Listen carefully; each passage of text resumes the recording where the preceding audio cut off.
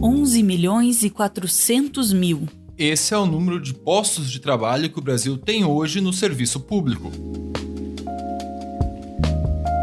O dado é do Atlas do Estado Brasileiro, do IPEA, o Instituto de Pesquisa Econômica Aplicada. Inclui tanto servidores concursados, estatutários e regidos pela CLT, quanto aqueles que ocupam cargos comissionados, que não precisam de concurso. Esse número, 11.400.000, não é extraordinário.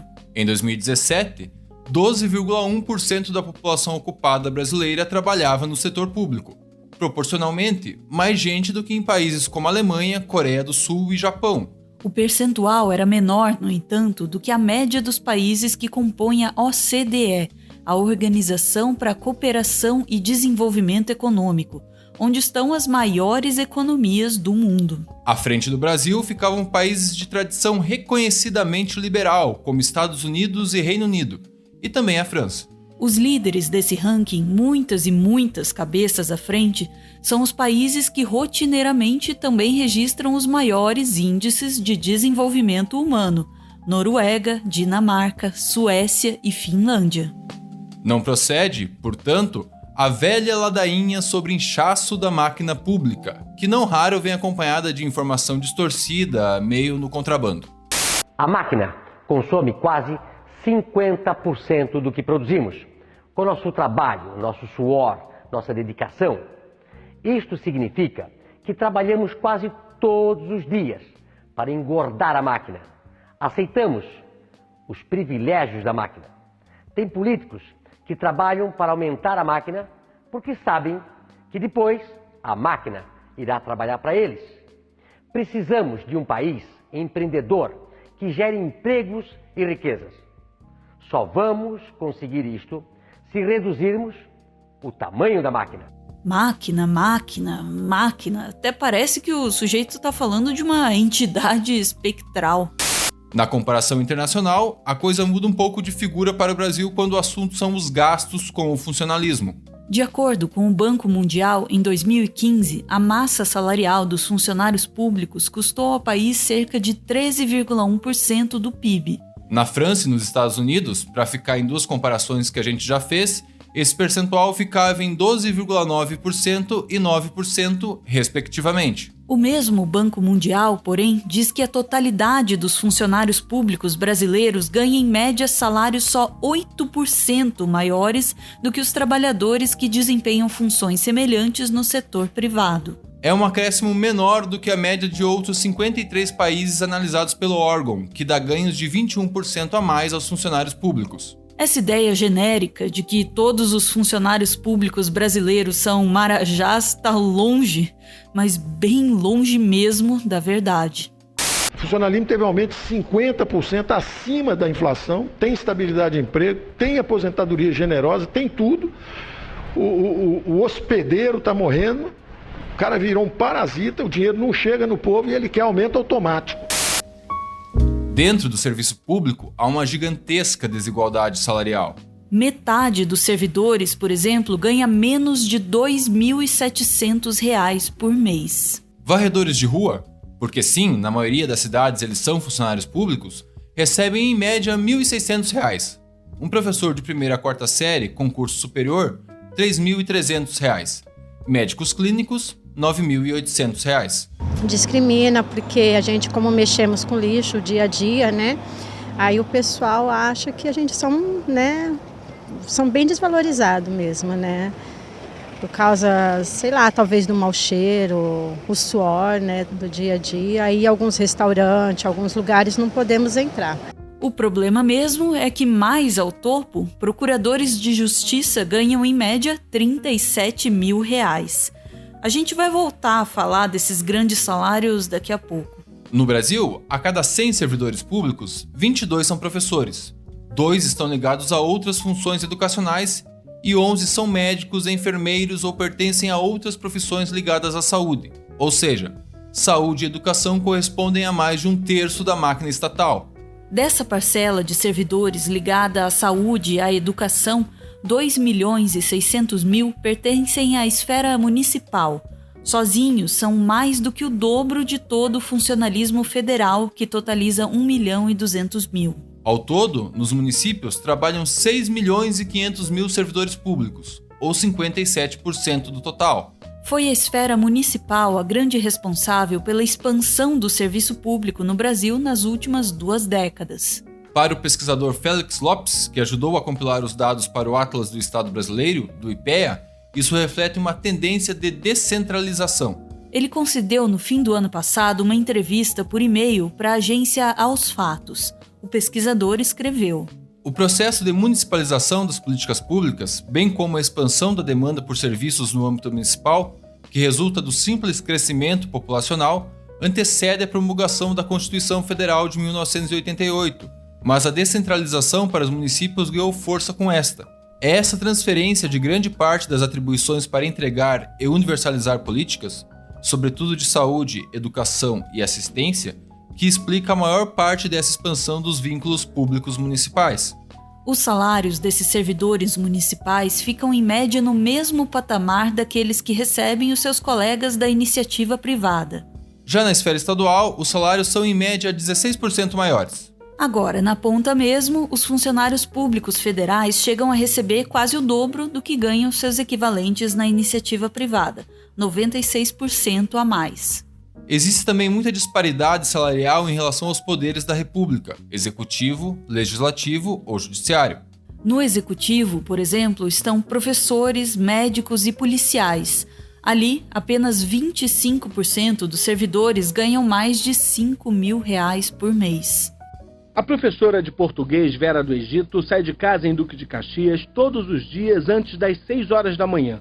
Ela trabalha em 2 escolas públicas e, para complementar a renda, também dá aulas em um colégio particular.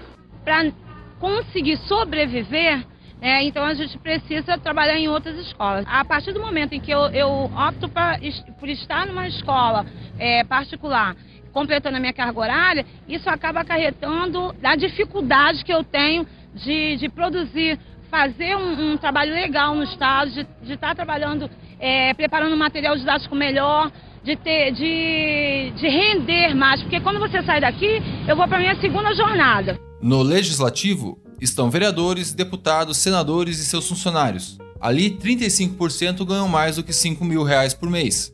No Judiciário, onde atuam juízes, promotores e funcionários de fórum, mais de 85% dos servidores ganham acima de R$5.000 por mês.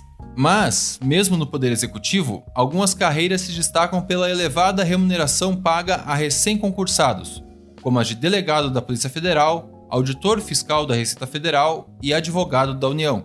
Nesse grupo, todo mundo já sai recebendo mais de R$21.000 por mês. É bastante coisa, em um país onde a renda média de profissionais muito qualificados, com doutorado, estava em pouco mais de R$12.000 em dezembro de 2018. Mas existem salários iniciais ainda mais altos, se você olhar para os poderes legislativo e judiciário.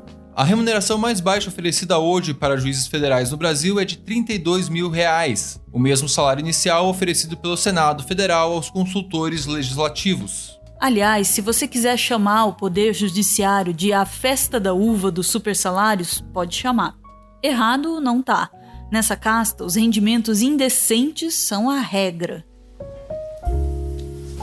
Um relatório do Conselho Nacional de Justiça, com dados referentes a 2017, mostrou que na Justiça Estadual o ganho médio de um magistrado naquele ano foi de R$49.800. Um valor R$16.000 acima do teto constitucional da época, que ainda estava em R$33.700. O teto constitucional é, em tese, o valor máximo que um funcionário público pode receber e equivale ao salário de um ministro do STF. Hoje, ele está em R$39.200. Mas isso é só em tese mesmo. Na prática, o Poder Judiciário usa qualquer coisa que conseguir inventar para driblar esse teto. Auxílio moradia, auxílio saúde, gratificações, abonos, prêmios, qualquer coisa. O auxílio moradia, a propósito, também em tese foi extinto no final de 2018, mas muita gente deu um jeito de continuar recebendo de forma retroativa. Em 2015, o desembargador José Renato Nalini deu uma explicação formidável para justificar esses penduricalhos. Aparentemente, o juiz brasileiro ganha bem, mas ele tem 27% de desconto de imposto de renda, ele tem que pagar plano de saúde, ele tem que comprar terno e não dá para ir toda hora a Miami comprar terno. Cada dia da semana ele tem que usar um terno diferente, uma camisa razoável, um sapato decente, ele tem que ter um carro, não é? Espera-se que a justiça ali, que personifica uma expressão da soberania, esteja apresentável. E há muito tempo não há o reajuste dos subsídios, né? Então, o auxílio moradia foi um disfarce para aumentar um pouquinho e até para fazer com que o juiz fique um pouco mais animado, não tenha tanta depressão, tanta síndrome de pânico, tanto AVC e etc. Então, a população precisa entender isso. Em 2017, em apenas 2 das 27 unidades da federação, Pará e Piauí, o salário médio de um juiz ficou abaixo do teto. Em Mato Grosso do Sul, cada magistrado estadual recebeu em média em 2017 estonteantes R$100 mil por mês, o triplo do limite estabelecido pela Constituição na época. Na comparação internacional, o judiciário brasileiro não faz boa figura. Um estudo da Comissão Europeia para a Eficiência da Justiça mostrou que o salário inicial médio pago a juízes em 48 países, a maioria europeus, era equivalente a R$236 mil por ano em 2016. Nesse mesmo ano, um juiz federal brasileiro ganhava no mínimo R$ 27.500, isso sem contar o auxílio moradia de mais de R$4 mil. Considerando o 13º salário e o adicional equivalente a 2 meses de férias, o ganho anual de um magistrado federal era de ao menos R$ 428 mil. O debate sobre o custo-benefício do serviço público é mais complexo do que podem querer fazer a gente acreditar por aí. Não faz sentido colocar um varredor de rua ou um professor de 1ª a 4ª série no mesmo balaio de um juiz, por exemplo. Ou, nas palavras de Carlos Aristenfeld, presidente da Sociedade Brasileira de Direito Público, em uma entrevista para o jornal É o País Brasil. Chegamos a essa discrepância porque o Estado começou como grande provedor de empregos e foi criada uma poderosa categoria de servidores públicos que pressionaram os poderes políticos a cada vez mais aumentar sua vantagem. Claro que essa regra não é para todos os servidores. E ele continua. Há categorias com salário inicial e final muito baixos. Há uma desigualdade e uma injustiça enorme dentro do serviço público. Enquanto algumas carreiras ganham muito além da iniciativa privada, outros ganham muito pouco.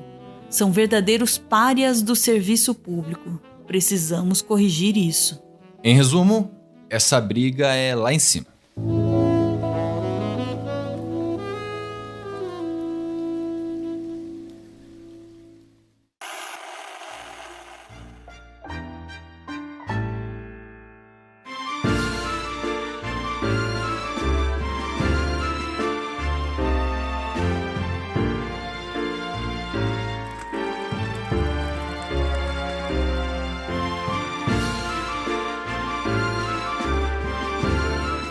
Muito obrigado por ver esse vídeo até o final. O Meteoro é mantido graças a uma campanha de financiamento coletivo. Quem participa aparece aqui no finalzinho para receber o nosso agradecimento ou então para homenagear quem ama.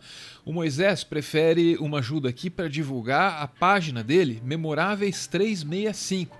Basta procurar no Facebook, no Instagram, no Facebook ou no Twitter, Memoráveis 365. Diz ele, sobre o teor da página.